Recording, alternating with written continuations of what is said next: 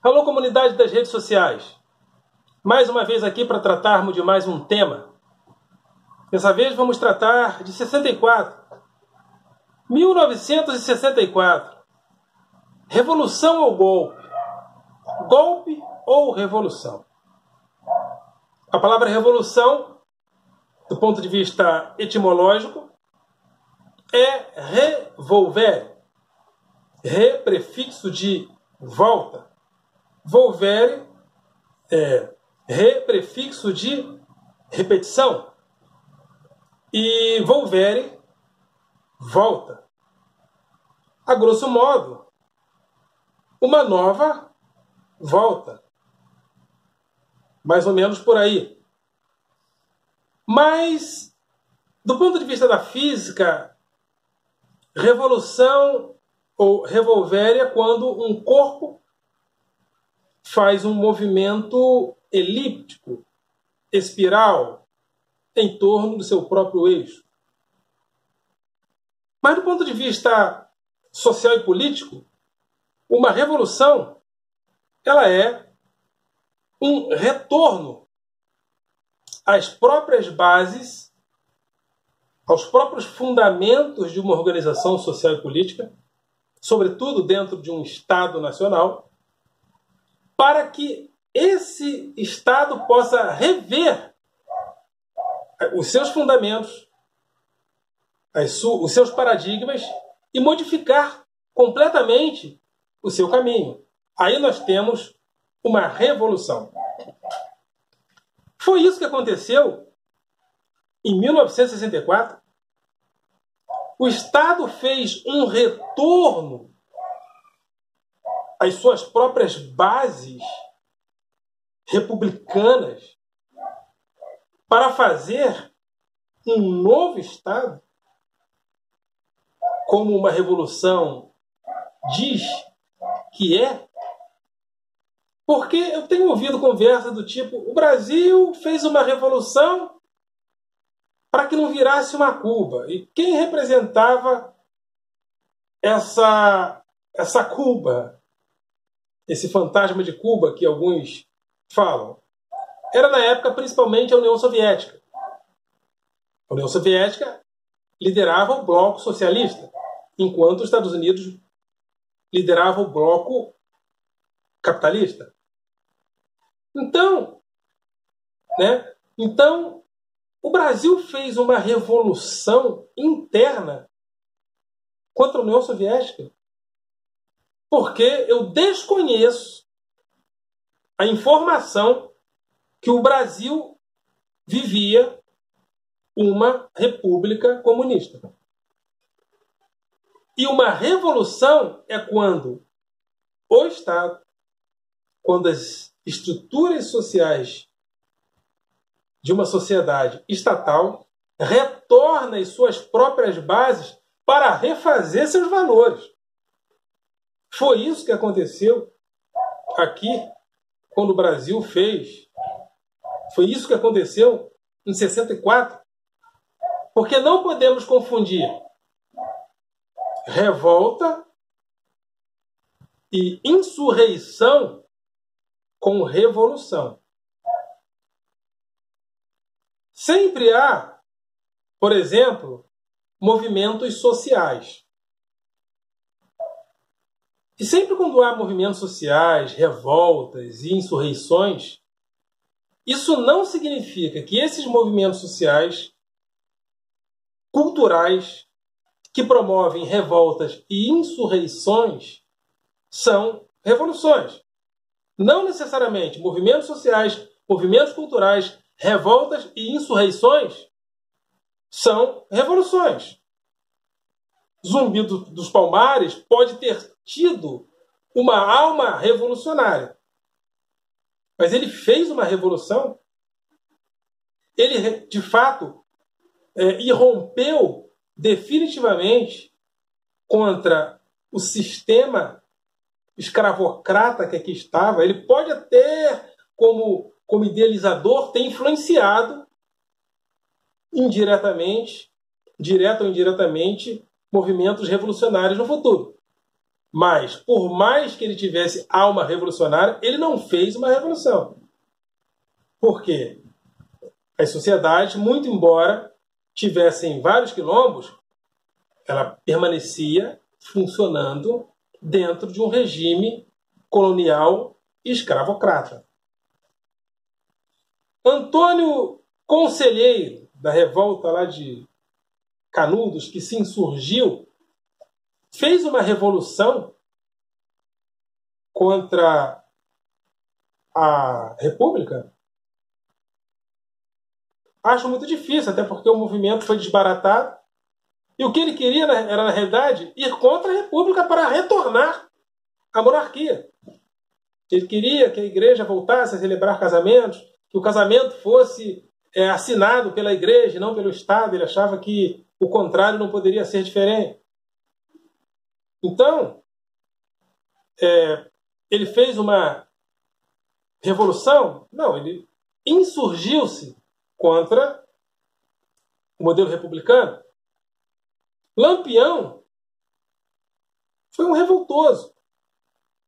Ele insurgiu-se, mas não chegou a fazer revolução nenhuma. Porque, para que uma revolução seja feita, é necessário que as organizações sociais, que uma sociedade retorne às suas bases para refazer os fundamentos mais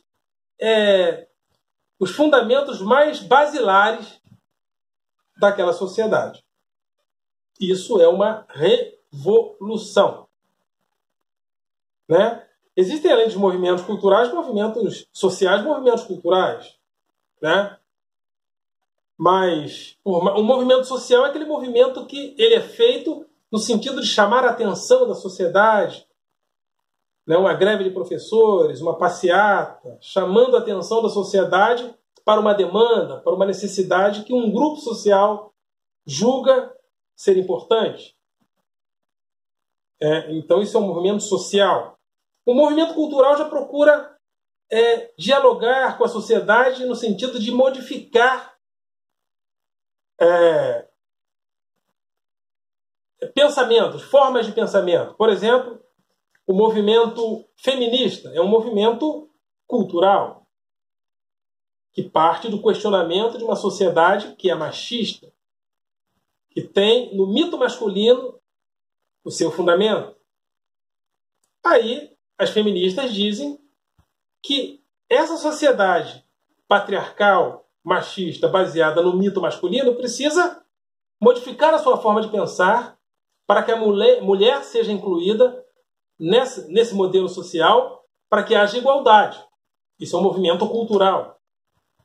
O movimento social, ele se esgota nas suas negociações, nas suas soluções ou não soluções.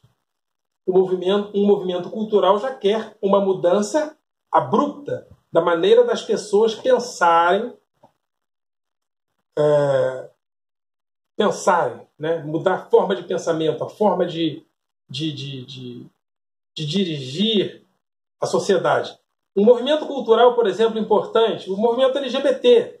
O movimento LGBT entende que nós vivemos numa sociedade heteronormativa.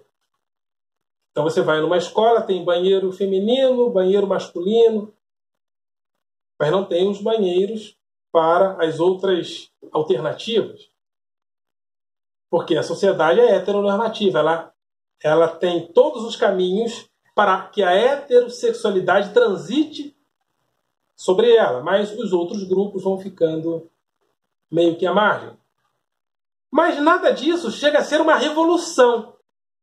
Uma revolução é quando as estruturas, os fundamentos, os paradigmas de um Estado são questionados para que uma nova ordem seja estabelecida.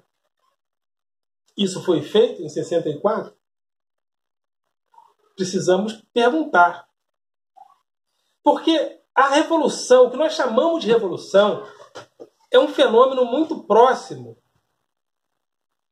Para que uma revolução fosse feita da maneira como nós entendemos, primeiro precisou aparecer o que nós chamamos de Estado, para que no futuro esse Estado viesse a ser Estado Nacional. A primeira estrutura de Estado foi o Estado absolutista, onde emergem Espanha, Portugal, depois Inglaterra, França, Holanda. Esse Estado absolutista, ele começa a aparecer tendo como a monarquia o seu principal fundamento de organização social.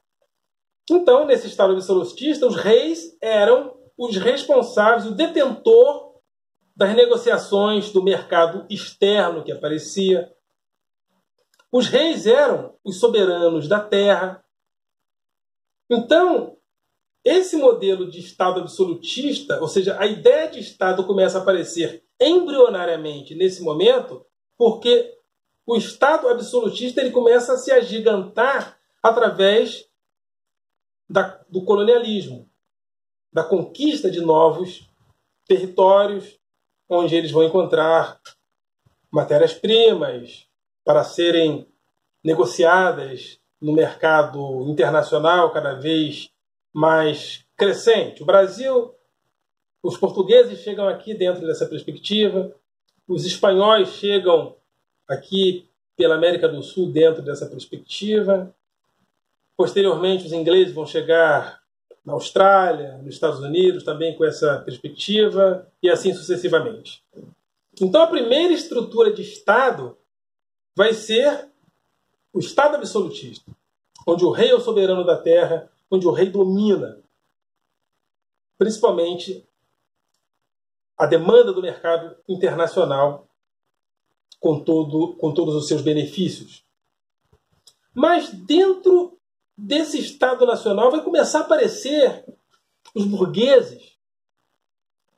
E os burgueses agora vão querer participar também desse gigantismo do mercado internacional que está aparecendo. E os burgueses vão propor gradativamente que o Estado não seja mais um Estado absolutista, e sim que ele seja um Estado liberal, onde a iniciativa privada, onde o liberalismo, onde a liberdade individual e a liberdade de mercado dirijam a vida da sociedade. Aí os burgueses, dentro desse questionamento, vão propor, por exemplo, com John Locke, o seguinte estratagema. Bom, ter propriedade privada é natural, John Locke vai dizer, parafraseando, lógico. Porque se nós temos um corpo que é a nossa propriedade individual, por que não termos propriedades que nos pertençam? Só o rei pode ter, só o rei pode ser o soberano da terra, só o rei pode participar dos benefícios do mercado internacional emergente. Aí a burguesia vai começar a fomentar essa aparição de um mercado de um Estado liberal, onde a Inglaterra vai ser um dos países emergentes nessa proposta. Aí o Estado absolutista na Inglaterra vai começar a ser questionado, até que a Inglaterra forma o parlamento inglês. E o parlamento inglês vai equilibrar os interesses da monarquia e da burguesia. E um Estado liberal vai sendo formado dentro da Inglaterra. A Inglaterra começa a formar uma certa democracia burguesa embrionária. Aí forma-se o mercado, o Estado burguês, o Estado liberal, a segunda forma de Estado. E é muito importante falar disso porque é dentro dessa formação do Estado liberal, burguês, e o confronto entre esses dois estados que vão proporcionar, e o confronto entre esses dois modelos de organização do Estado que vai proporcionar o aparecimento das revoluções. A Revolução Americana ocorre como propagação de ideias burguesas liberais. Porque, como colônia, os Estados Unidos começam a dizer, bom, se vocês entendem que vocês são livres e podem participar dos benefícios da livre iniciativa, por que nós temos que ser colônia de vocês? Aí o Estado burguês influencia os Estados Unidos e os Estados Unidos fazem a Revolução Americana. E por que ali é uma revolução? Porque eles eram colônia dos Estados Unidos e eles batem o pé de que não querem mais ser colônia, retornam as bases fundamentais e formam a sua república independente. Revolução. Isso é revolução. 64, os militares fizeram coisas mais ou menos semelhantes a isso. Aí nós temos, por exemplo, depois a Revolução Francesa. E por que a Revolução Francesa é revolução? Porque o Estado era controlado prioritariamente pela monarquia.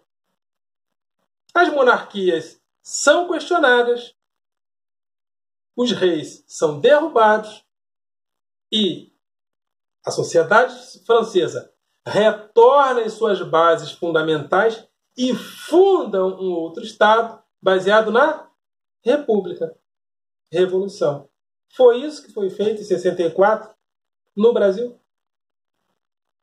Aí depois, na mesma estrada das revoluções americanas e francesas com influência burguesa, vai haver a Revolução Industrial. E por que a Revolução Industrial é revolução? Simplesmente porque as ciências e a tecnologia vão sendo empregadas na produção, a produção deixa de ser artesanal para ser uma produção industrial em grande escala. Muda-se o paradigma da produção dentro da própria sociedade burguesa. Isso é uma revolução. Havia uma base de produção que era fundamentada no artesanato. A produção era artesanal. E a produção passa a ser industrial. Revolução. Coisas dessa natureza são revolucionárias. Aí nós vamos comparar com outros movimentos que não foram revolucionários. Né? Zumbi. Ele foi um insurgente, mas não fez nenhuma revolução. Né? Antônio Conselheiro foi um insurgente, mas não fez nenhuma revolução. Lampião foi um insurgente, mas não fez nenhuma revolução. E no Brasil já houve revolução? Sim. Aqui no Brasil nós tínhamos uma monarquia. Essa monarquia foi questionada e, a partir desse questionamento, foi fundada uma república. A sociedade brasileira voltou às suas bases fundamentais e falou: nós não queremos a monarquia e agora nós queremos uma república. Houve uma revolução. A sociedade fez um retorno aos seus fundamentos, tirou aqueles fundamentos, colocou outro fundamento. Revolução. Quando Getúlio Vargas chegou ao poder, ele fez uma revolução? Sim. Porque havia, no Brasil, o primeiro Estado republicano, que era um Estado cheio era um Estado que se dividia entre o centralismo do Poder Executivo e as oligarquias locais, onde tinham lá os votos de cabresto. E essas oligarquias locais eram, inclusive, chefes do próprio exército. Tanto é que os fazendeiros, os grandes latifundiários recebiam o título de coronel para comandar as forças armadas naquele local. Essa república, até a Revolução de 30, foi chamada República do Café com Leite, porque a base daquela sociedade era a indústria cafeeira, né? E nós estávamos ainda no ciclo do café. No café, e como havia uma produção muito grande, essa de produtos, né, de laticínios, essa república era chamada de República do Café com Leite. Aí, a Revolução de 30 rompeu com essa república antiga e fez uma nova república sem essas oligarquias locais. Ou seja, a sociedade voltou às suas próprias bases, fundamentando uma nova base de organização do Estado. Isso é uma revolução. Em 1964, dizem que a revolução foi feita para evitar que o comunismo viesse para cá. As pessoas já estão confundindo revolução com ato preventivo. Eu até, se fosse esse o caso, a pessoa teria que falar que preventivamente o exército insurgiu-se para proteger o Brasil de uma possibilidade do Brasil se associar, se aproximar de Cuba, de China, de União Soviética. Mas uma revolução é dentro de um Estado, sobretudo dentro de um Estado nacional, quando a sociedade retorna os seus fundamentos para fazer outro. Seria uma revolução se o Brasil já fosse comunista. Aí o Brasil retornaria às suas bases fundamentais, retornaria aos seus paradigmas para questioná-los, para aí sim fazer um novo Estado. E é tão, contraditório chamar 64 de revolução, porque os próprios militares na época diziam que a intervenção seria provisória. Revolução provisória. Só na cabeça de um bolsolóide. Uma revolução, ela vem para ficar. Ela vem questionando as bases fundamentais do Estado, sobretudo do Estado Nacional.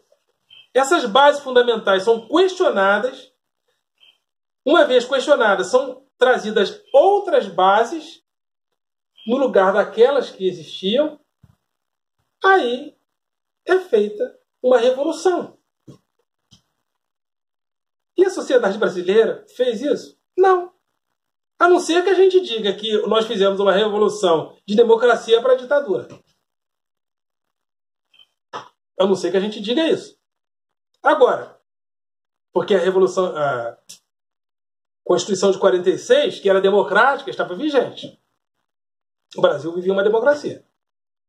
E tudo que o presidente João Goulart fez, mesmo sendo questionado, foi dentro das atribuições dele como presidente da República. Né? Bolsonaro foi lá rezar lá no Muro das Lamentações, território que na realidade não pertence a Israel. Ele foi lá num território que não pertence a Israel, fazer propaganda em prol de Israel. Ele não quis fazer. Então, em 64, houve revolução nenhuma. Houve sim uma insurgência por várias razões que a gente já leu e já releu muitas vezes. Mas revolução fica difícil de engolir, né? Várias coisas que eu coloquei aqui para vocês é uma revolução. principalmente dentro de um Estado nacional, que questiona os seus próprios fundamentos, retorna a esses fundamentos para para estabelecer uma nova ordem. E a nova ordem proposta pelos militares não foi sequer, e pelo menos eles falaram isso na época, que tudo seria provisório. Tanto é que eles prometeram que fariam uma Assembleia Nacional Constituinte, não fizeram, e isso começou a gerar uma série de protestos. Mas tudo que eles fizeram, eles mesmos diziam que era provisório. Se é provisório e não foi um questionamento fundamental às bases de uma sociedade, porque se fosse uma revolução contra o comunismo teria que estar implantado aqui. Aí seria comunismo. A Revolução Russa foi uma Revolução Russa. Porque uma ordem social czarista foi questionada, o czarismo foi destronado e a sociedade comunista foi implantada. Aí houve revolução. Mas aqui no Brasil, em 64, não houve revolução. Ok, galera? Vocês são do coração.